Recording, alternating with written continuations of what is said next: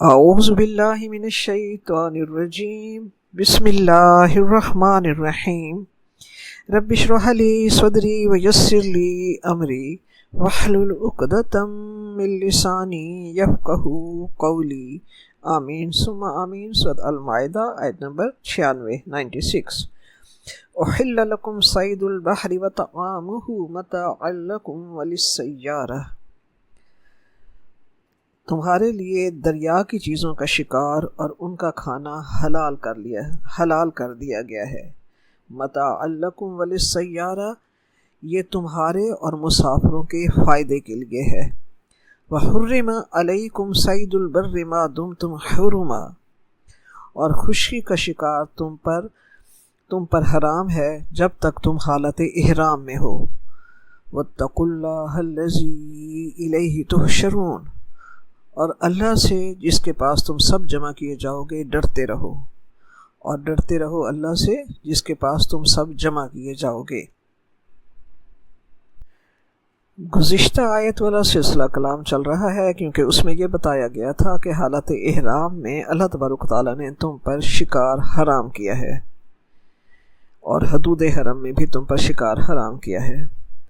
اس آیت میں اللہ تبارک تعالیٰ فرماتا ہے کہ سمندر کا شکار جو ہے وہ تمہارے لیے حالت احرام میں بھی حلال ہے۔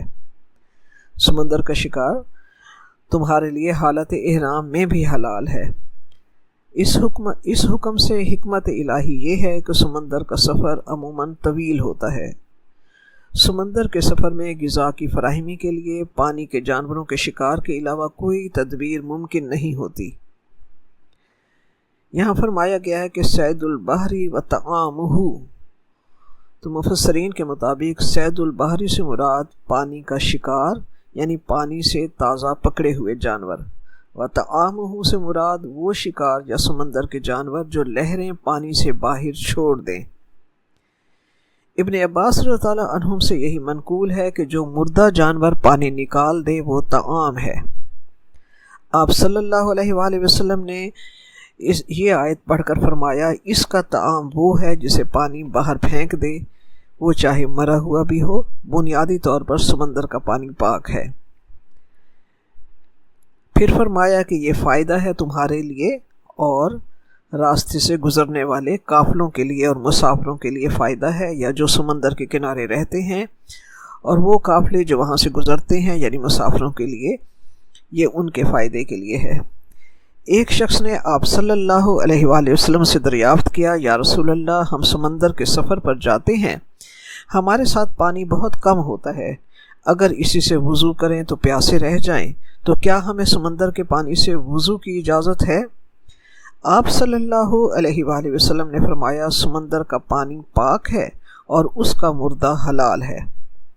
حضرت ابوبکر صدیق رضی اللہ عنہ کا قول ہے کہ طعام سے مراد پانی میں رہنے والی ہر چیز ہے، اور بعض حضرات نے صرف مینڈک کو اس حکم سے الگ کیا ہے، کیونکہ مسند احمد وغیرہ میں ایک حدیث ہے کہ رسول اللہ صلی اللہ علیہ وآلہ وسلم نے مینڈک کے مارنے سے منع فرمایا ہے کہ اس کی آواز اللہ کی تسبیح ہے۔ پھر اسی آیت میں سمندر کے جانور کے شکار کو حلال قرار دینے کے بعد دوبارہ خشکی کے جانور کا حالت احرام میں حرام ہونے کا دوبارہ ذکر کیا گیا ہے۔ اس ممانعت سے مقصود اس کی تاکید ہے، یعنی سمندر کے جانوروں کا شکار حالت احرام میں جائز ہے، مگر خشکی کے جانوروں کا شکار حالت احرام میں منع ہے۔ واتقوا اللہ الذی الیہ تحشرون، حقیقت یہ ہے کہ اللہ تعالیٰ کا ڈر اور اس کے آگے اکٹھے کیے جانے کا یقین ہی نیک کاموں کی بنیاد بنتا ہے۔ اسی لیے اللہ تعالیٰ نے خوف خدا کے جذبات کو ابھارا ہے اور توجہ دلائی ہے کہ اس معاملے کو ہلکا نہ سمجھو، اللہ تعالیٰ کے ان احکام پر عمل کرو۔ آیت نمبر 97 ہے، جعل اللہ الکعبۃ البیت الحرام قیاما للناس والشہر الحرام والہدی والقلائد، اللہ تعالیٰ نے خانہ کعبہ کو لوگوں کے لیے موجب امن مقرر فرمایا ہے، اور حرمت والے مہینوں کو اور قربانی کو اور ان جانوروں کو جن کے گلے میں پٹے بندھے ہوئے ہیں۔ ذالک لتعلموا ان اللہ یعلم ما فی السماوات وما فی الارض وان اللہ بکل شیء علیم۔ یہ اس لیے ہے کہ تم جان لو کہ جو کچھ آسمانوں میں اور جو کچھ زمین میں ہے اللہ تبارک و تعالیٰ سب کو جانتا ہے، اور یہ کہ اللہ تعالیٰ کو ہر چیز کا علم ہے۔ کعبہ کا مادہ کاف عین با ہے۔ عربی زبان میں اوپر کو اٹھے ہوئے چوکور گھر کو کہتے ہیں۔ جب خانہ کعبہ بنایا گیا تو اس کے چاروں طرف مسجد حرام بنی ہوئی نہیں تھی، اس لیے دور سے اٹھا ہوا اور زمین سے ابھرا ہوا نظر آتا تھا۔ اس ارتفاع کی وجہ سے اس کا نام کعبہ رکھا گیا۔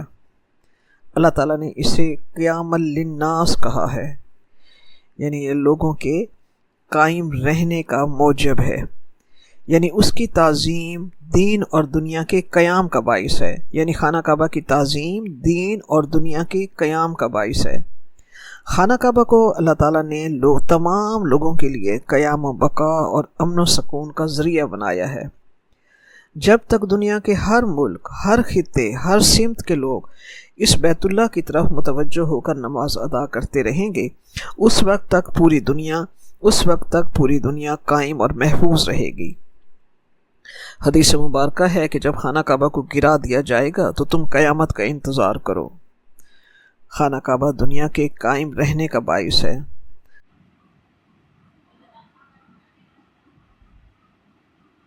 خانہ کعبہ ہمارا سمبل ہے، ہماری پہچان ہے، ہمارا نقطۂ اجتماع ہے، ہمارا نقطۂ اتحاد اور اجتماع ہے پوری امت مسلمہ کے لیے۔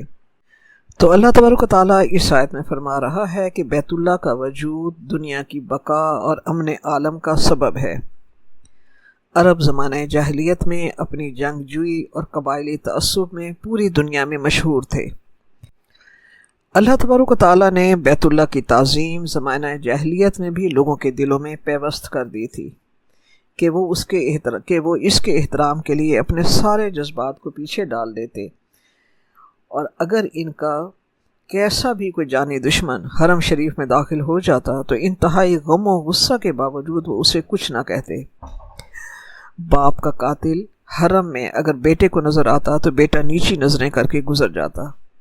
اللہ تبارک و تعالیٰ نے اسے امن و احترام کی جگہ بنایا اور یہاں جنگ کو حرام کیا۔ مکہ معظمہ کی زمین جو کچھ نہ اگاتی تھی، جہاں پانی نہ تھا، اللہ تعالیٰ نے کعبہ کو ان کے لیے زندگی کی بقا اور معیشت کا سامان بنا دیا۔ یہاں تجارت کو فروغ دیا، اللہ تعالیٰ نے تجارت کو حلال قرار دیا، شکار کو حرام قرار دیا۔ اللہ تعالیٰ نے اس گھر کو عزت بخشی اور خانہ کعبہ کو زندگی کے قائم رکھنے کا ذریعہ بنایا۔ دوسرا والشہر الحرام، یہاں لفظ شہر جو ہے مفرد ہے، اس لیے بعض مفسرین نے اس سے صرف ذوالحج کا مہینہ لیا ہے، مگر بعض مفسرین کے نزدیک اس سے چاروں حرمت والے مہینے مراد ہیں۔ جس طرح عرب میں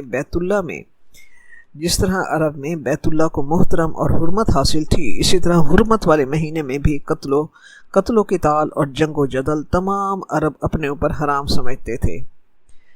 امن کے بغیر کاروباری زندگی نہیں چل سکتا۔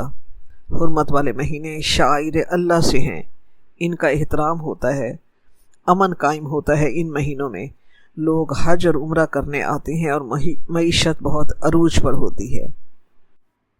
والہدی والقلائد، تو حج کے لیے آنے والوں کے ساتھ قربانی کے جانور ہوتے۔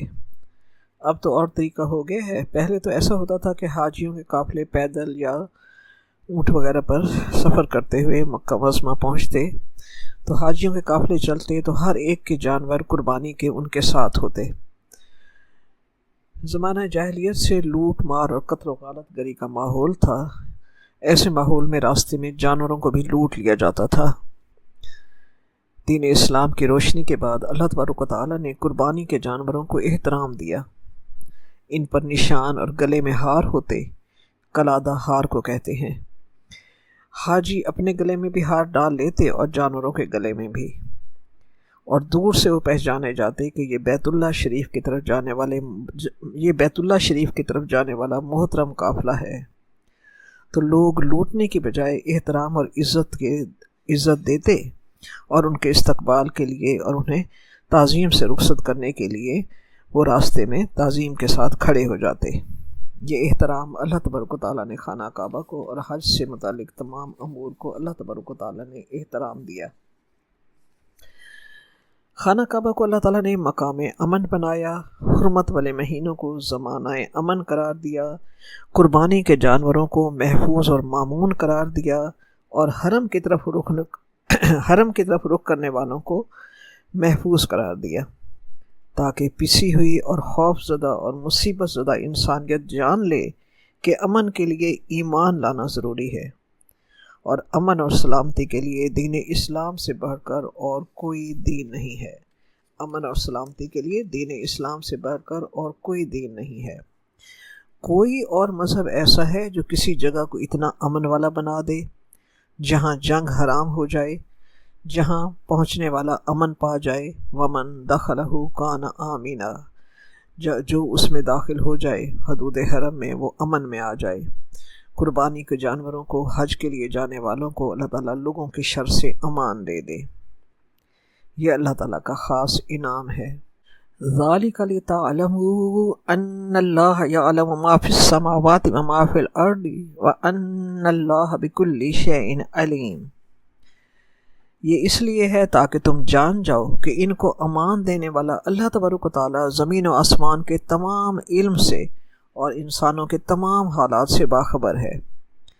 جس نے انسانوں کی دینی اور دنیاوی مصلحتوں کا لحاظ رکھا ہے اور یہ گھر بنایا ہے، اسے زمین کے اندر کی ہر چیز کا علم ہے۔ وہ انسانوں کے مزاج اور ان کی نفسیات سے آگاہ ہے، وہ ان کی زندگیوں کو جانتا ہے۔ اس نے انہیں ایسا قانون دیا جو ان کے لیے ان کی تمام ضروریات اور مزاجی تقاضوں سے واقف رکھ کر بنایا گیا۔ اس نے امت مسلمہ کو دی جانے والی شریعت کو انسانی فطرت کے عین مطابق رکھا، تاکہ انہیں اللہ تعالیٰ کے کمال و جمال کا احساس ہو اور وہ سکون میں آ جائیں۔ آیت نمبر 98 ہے، اعلموا ان اللہ شدید العقاب وان اللہ غفور الرحیم۔ جان لو کہ بے شک اللہ تبارک و تعالیٰ شدید سزا دینے والا ہے، اور بے شک اللہ تعالیٰ بہت بخشنے والا اور رحم کرنے والا ہے۔ رب فرما رہا ہے کہ جان لو کہ اللہ سخت عذاب دینے والا ہے۔ عقاب عقوبت سے ہے، عقوبت عقب سے ہے۔ عقب ایڑی کو کہتے ہیں، پیچھے کو کہتے ہیں۔ گناہ کے بعد شدید سزا دینے والا عقاب ہے، یعنی کسی گناہ کے بعد اس کی سزا دینے کی وہ پوری قدرت رکھتا ہے، وہ گناہ کا مواخذہ کرنے والا ہے۔ اور علم یعنی اس علم کو ہمیشہ اپنے دل میں بٹھائے رکھو کہ اللہ تعالیٰ یقیناً سخت سزا دینے والا ہے، وہ سزا دینے پر قادر ہے۔ لیکن اس کے ساتھ ہی اللہ تبارک و تعالیٰ، اور یہ بھی جان لو کہ اللہ تعالیٰ غفور الرحیم ہے، وہ بخشنے والا بھی ہے، وہ جسے چاہے بخش دے۔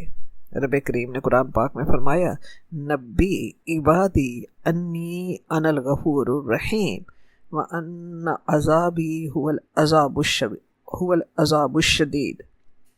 میرے بندوں کو خبر دے دو کہ میں بے شک میں بہت بخشنے والا اور رحم کرنے والا ہوں، اور یہ کہ میرا عذاب بہت شدید ہے۔ آیت نمبر 99 ہے، 99، ما علی الرسول الا البلاغ واللہ یعلم ما تبدون وما تکتمون۔ نہیں ہے رسول پر مگر صرف پہنچا دینا، اور اللہ تبارک و تعالیٰ جانتا ہے جو تم ظاہر کرتے ہو اور جو تم چھپاتے ہو۔ اللہ کے رسول کا کام اللہ تبارک و تعالیٰ کا پیغام پہنچا دینا ہے۔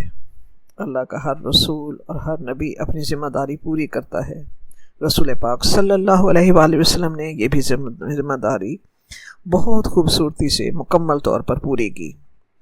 اس کے بعد معاملہ اللہ اور بندے کے درمیان براہ راست ہے۔ اللہ تعالیٰ نے فرمایا، تم انسانوں سے چھپا سکتے ہو مگر اللہ سے نہیں چھپا سکتے۔ اللہ تعالیٰ تمہیں اپنے علم کے مطابق اعمال کی جزا دے گا۔ سورۃ الرعد میں اللہ تبارک و تعالیٰ فرماتا ہے، فَإِنَّمَا عَلَيْكَ الْبَلَاغُ وَعَلَيْنَا الْحِسَابُ۔ بے شک آپ پر صرف پہنچا دینے کی ذمہ داری ہے، اور ان سے حساب لینا جو ہے وہ ہم پر ہے۔ سورۃ البروج میں رب کریم فرماتا ہے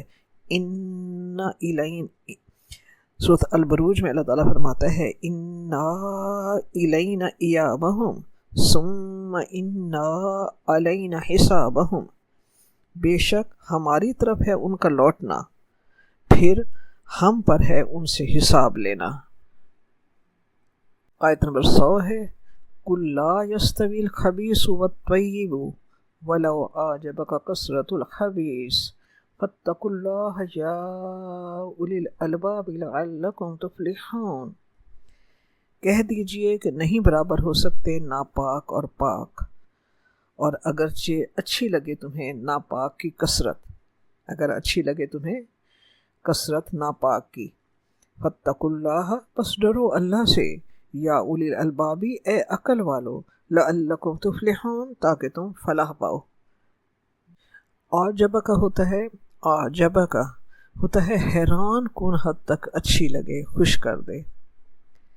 اس آیت کے شان نزول میں بعض روایات میں ہے کہ جب اسلام میں شراب کو حرام اور اس کی خرید و فروخت کو بھی ممنوع قرار دے دیا گیا تو ایک شخص جس کا کاروبار شراب فروشی کا تھا اور اس ذریعے سے اس نے کچھ مال جمع کر رکھا تھا، اس نے آپ صلی اللہ علیہ وآلہ وسلم سے سوال کیا، یا رسول اللہ، یہ مال جو شراب کی تجارت سے میرے پاس جمع ہوا ہے، اگر میں اس کو کسی نیک کام میں خرچ کروں تو کیا یہ میرے لیے مفید ہوگا؟ آپ صلی اللہ علیہ وآلہ وسلم نے فرمایا، اگر تم اس کو حج یا جہاد وغیرہ پر خرچ کرو گے تو بھی اللہ تبارک تعالیٰ کے نزدیک ایک مچھر کے پر کے برابر بھی قیمت نہ رکھے گا۔ اللہ تبارک تعالیٰ پاک اور طیب چیزوں کے علاوہ کوئی چیز پسند نہیں فرماتا اور نہ قبول فرماتا ہے۔ حرام سے کمائی ہوئی دولت کا ایک ڈھیر بھی ہو تو اس کے مقابلے میں حلال طریقے سے کمایا ہوا 1 روپیہ بھی اللہ تبارک تعالیٰ کی نگاہ میں زیادہ قدر و قیمت رکھتا ہے کہ اسے اللہ کی راہ میں خرچ کیا جائے۔ حرام مال کی بے وقتی تو آخرت کے اعتبار سے تو ثابت ہے، لیکن اگر گہری نظر سے معائنہ کیا جائے تو سب کاموں کے آخری انجام کو سامنے رکھا جائے تو معلوم ہوگا کہ دنیا کے کاروبار میں بھی حلال و حرام برابر نہیں ہو سکتے۔ حلال مال سے جتنے فوائد اور اچھے نتائج اور حقیقی آرام اور راحت نصیب ہوتی ہے وہ کبھی بھی حرام مال سے نصیب نہیں ہو سکتی۔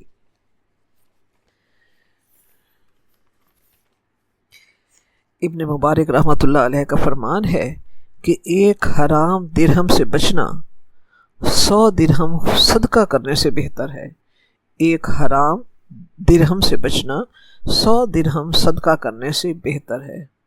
مشکات المصابیح میں ہے کہ حضرت عبداللہ بن مسعود رضی اللہ تعالیٰ عنہ سے روایت ہے کہ آپ صلی اللہ علیہ وآلہ وسلم نے فرمایا، جو کوئی بھی حرام مال کمائے گا پھر اس میں سے صدقہ کرے گا تو قبول نہ کیا جائے گا، اور اگر اس میں سے خرچ کرے گا تو اس میں برکت نہ ہوگی، اور اگر اپنے پیچھے چھوڑ جائے گا تو یہ اس کے لیے دوزخ میں جانے کا توشہ ہوگا۔ بے شک اللہ تعالیٰ برائی کو برائی سے نہیں مٹاتا، بے شک اللہ تبارک و تعالیٰ برائی کو برائی سے نہیں مٹاتا، یعنی مال خبیث کما کر اس سے صدقہ کر دے تو اس صدقہ سے حرام مال پاک نہ ہو جائے گا اور حرام مال کمانے کا گناہ معاف نہ ہوگا۔ زمانہ تابعین کے خلیفہ راشد عمر بن عبدالعزیز نے جب سابق عمراء کے عائد کیے ہوئے ناجائز ٹیکس بند کیے اور جو ناجائز اموال غصب کیے ہوئے تھے وہ واپس کیے تو سرکاری بیت المال خالی ہو گیا اور آمدنی محدود ہو گئی۔ تو ایک گورنر نے لکھا کہ بیت المال خالی ہو گیا ہے، فکر ہے کہ حکومت کا کام کس طرح چلے گا۔ تو حضرت عمر بن عبدالعزیز نے جواب میں یہی آیت تحریر فرمائی، لا یستوی الخبیث والطیب ولو اعجبک کثرۃ الخبیث۔ عدل و انصاف پر قائم کم خزانہ بھی پورا پڑ جائے گا بنسبت ظلم و جور اور بددیانتی سے بھرے ہوئے خزانے کے۔ عدل و انصاف پر قائم کم خزانہ بھی پورا پڑ جائے گا بنسبت ظلم و جور سے اور بددیانتی سے بھرے ہوئے خزانے کی نسبت۔ تعداد کی کثرت اس کی اچھی ہونے کی دلیل نہیں ہے، تعداد کی کثرت اس کے اچھے ہونے کی دلیل نہیں ہے۔ ہمیشہ کفر کے مقابلے میں ایمان، فسق و فجور کے مقابلے میں تقوی و طہارت، اور ظلم و جور کے مقابلے میں عدل و انصاف ہمیشہ قابل ستائش اور قابل وقت ہے۔ فاتقوا اللہ یا اولی الالباب، جو لوگ صاحب عقل و شعور ہیں وہ ان متضاد اشیاء کو کبھی برابر قرار نہیں دے سکتے۔ عربی زبان میں لب کہتے ہیں کسی چیز کے جوہر کو، کسی چیز کے اس کے اصل کو، خلاصے کو، مغز کو، جیسے ہم اردو میں بعض اوقات خلاصہ کلام کے طور پر استعمال کرتے ہیں کہ اس کا لب لباب یہ ہے۔ تو یہاں اولو الالباب ان لوگوں کو کہا گیا ہے جو کسی چیز کے اثر جوہر کو، اس کے اصل کو پہچاننے کی صلاحیت رکھتے ہیں۔ قرآن پاک انہیں اولی الالباب کہتا ہے۔ تو رب کریم فرماتا ہے کہ جو اولی الالباب ہیں وہ جانتے ہیں کہ پاک اور ناپاک برابر نہیں ہو سکتے۔ جس طرح جاننے والا اور نہ جاننے والا برابر نہیں ہے، جس طرح بدکار اور نیکوکار برابر نہیں ہے، جس طرح اچھی بات اور بری بات برابر نہیں ہے، اسی طرح خبیث مال اور طیب مال بھی برابر نہیں ہے۔ آیت نمبر 101 ہے، یا ایہا الذین آمنوا لا تسألوا عن اشیاء ان تبد لکم تسؤکم وَإِن تَسْأَلُوا عَنْهَا حِينَ يُنَزَّلُ الْقُرْآنُ تُبْدَ لَكُمْ عَفَا اللَّهُ عَنْهَا وَاللَّهُ غَفُورٌ حَلِيمٌ۔ اے وہ لوگوں جو ایمان لائے ہو، ایسی چیزوں کے بارے میں مت سوال کرو کہ اگر ان کی حقیقتیں تم پر ظاہر کر دی جائیں تو تمہیں بری لگیں، اور اگر قرآن پاک کے نازل ہونے کے ایام میں ایسی باتیں پوچھو گے تو تم پر ظاہر کر دی جائیں گی۔ اب تو اللہ نے ایسی باتوں کے پوچھنے سے درگزر فرمایا ہے، اور اللہ بخشنے والا اور اللہ بردبار ہے۔ اس آیت کے شان نزول کے بارے میں صحیح مسلم میں روایت ہے کہ جب حج کی فرضیت کا حکم نازل ہوا، وَلِلَّهِ عَلَى النَّاسِ حِجُّ الْبَيْتِ مَنِ اسْتَطَاعَ إِلَيْهِ سَبِيلًا، یعنی ہر صاحب مقدور پر خانہ کعبہ کا حج کرنا اس پر فرض ہے۔ اللہ کا یہ حق ہے، لوگوں کا فرض ہے۔ تو اقرا بن حابس رضی اللہ تعالیٰ عنہ نے سوال کیا، یا رسول اللہ کیا ہر سال حج فرض ہے؟ آپ صلی اللہ علیہ وآلہ وسلم خاموش رہے۔ انہوں نے دوبارہ یہی سوال کیا، آپ صلی اللہ علیہ وآلہ وسلم خاموش رہے۔ تیسری مرتبہ پوچھنے پر آپ صلی اللہ علیہ وآلہ وسلم نے فرمایا، تمہاری زبان پر افسوس ہے کہ اگر میں تمہارے سوال کے جواب میں کہہ دیتا کہ ہاں ہر سال فرض ہے تو ایسا ہی ہو جاتا، پھر تم لوگ اس کو پورا نہ کر سکتے اور نافرمانی کرنے لگتے۔ رب نے فرمایا، حین ینزل القرآن، خاص طور پر قرآن پاک کے زمانہ نزول کے وقت اگر ایسے سوال کرو گے تو تمہارے لیے دقت ہو جائے گی۔ جیسے زمین پر جب بارش برستی ہے تو زمین پر جو بھی بیج ہوتا ہے اگ آتا ہے، بالکل اسی طرح جس زمانے میں قرآن پاک نازل ہو رہا تھا لوگوں کو محتاط رہنے کی تاکید کی گئی ہے کہ یہ قرآن پاک کے نزول کا زمانہ ہے، اس دوران اگر سوالات کرو گے تو ہو سکتا ہے اس کا جواب نازل ہو جائے، اور ہو سکتا ہے جب جواب نازل ہو تو تم کو اچھا نہ لگے۔ ایسا نہ ہو کہ جو چیز فرض نہیں تھی وہ تمہارے سوال کرنے پر تم پر فرض کر دی جائے، یا بذریعہ وہی کسی کا خفیہ راز آشکارا ہو جائے۔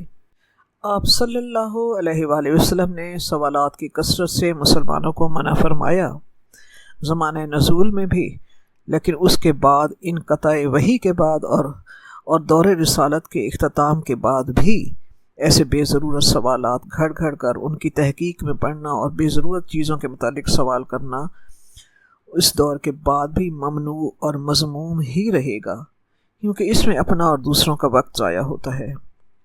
صحیح طریقہ کیا ہے کہ آپ صلی اللہ علیہ وآلہ وسلم کا ارشاد مبارک ہے، یعنی مسلمان ہونے کی ایک خوبی یہ ہے کہ آدمی فضول باتوں کو چھوڑ دیتا ہے۔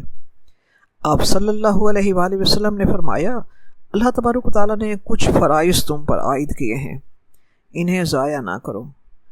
کچھ چیزوں کو اللہ تعالیٰ نے حرام قرار دیا ہے، ان کے پاس بھی نہ پھٹکو۔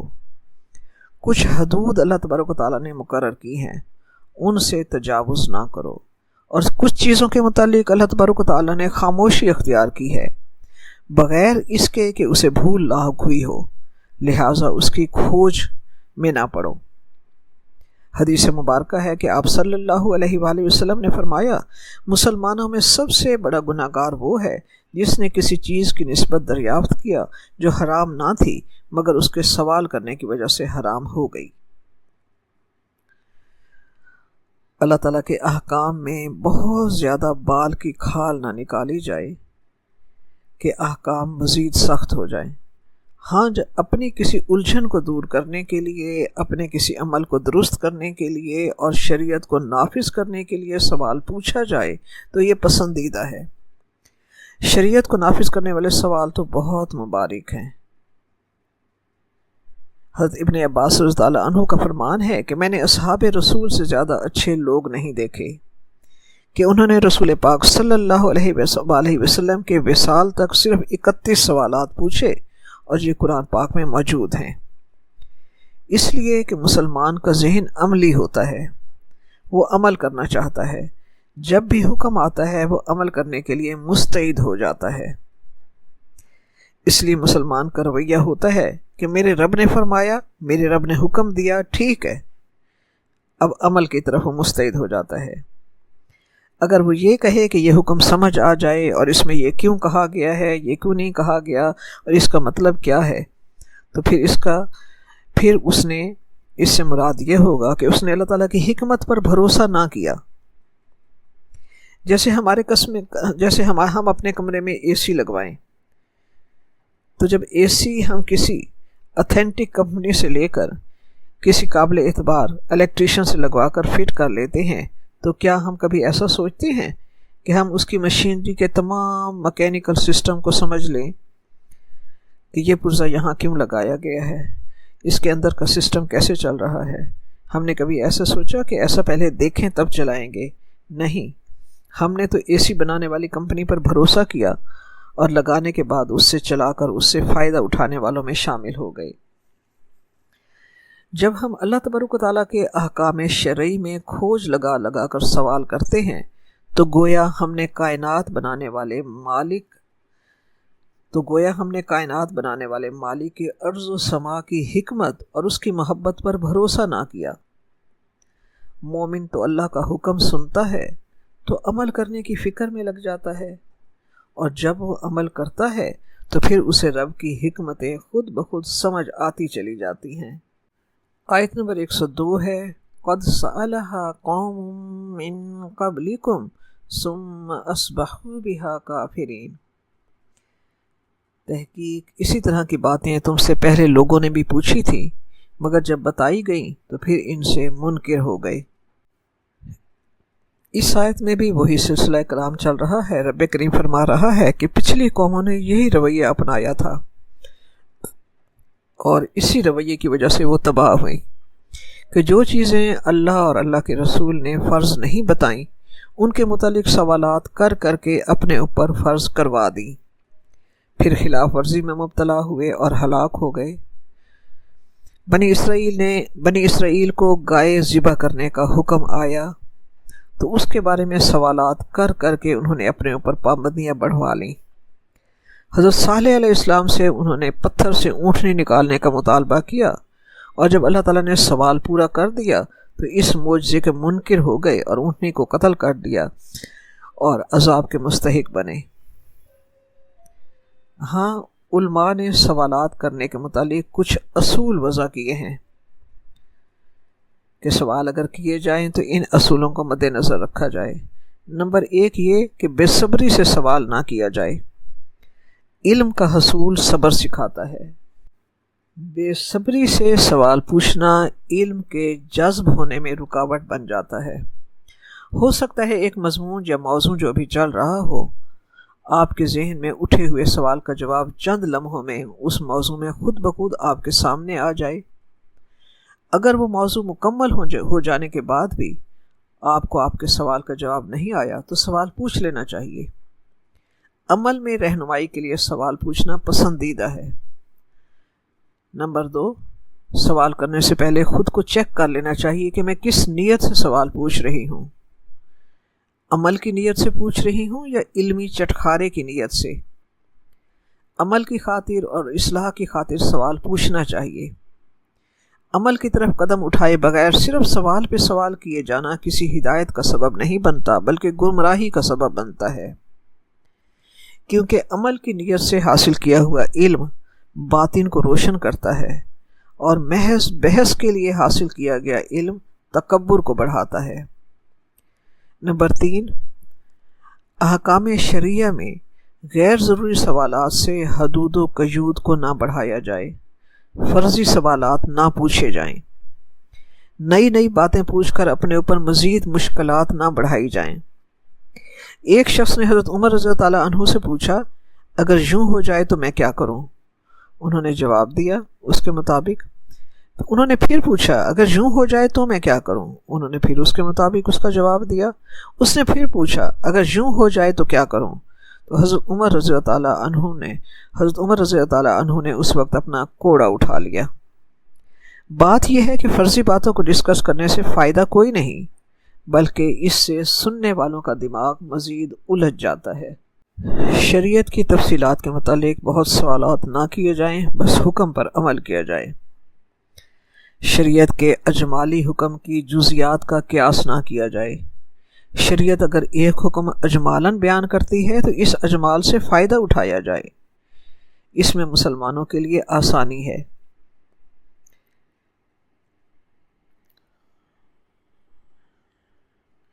غیبی امور کے معاملے میں غیبی امور کو غیب ہی رہنے دیا جائے، جیسے اللہ کی کرسی، اللہ کا عرش، ید اللہ،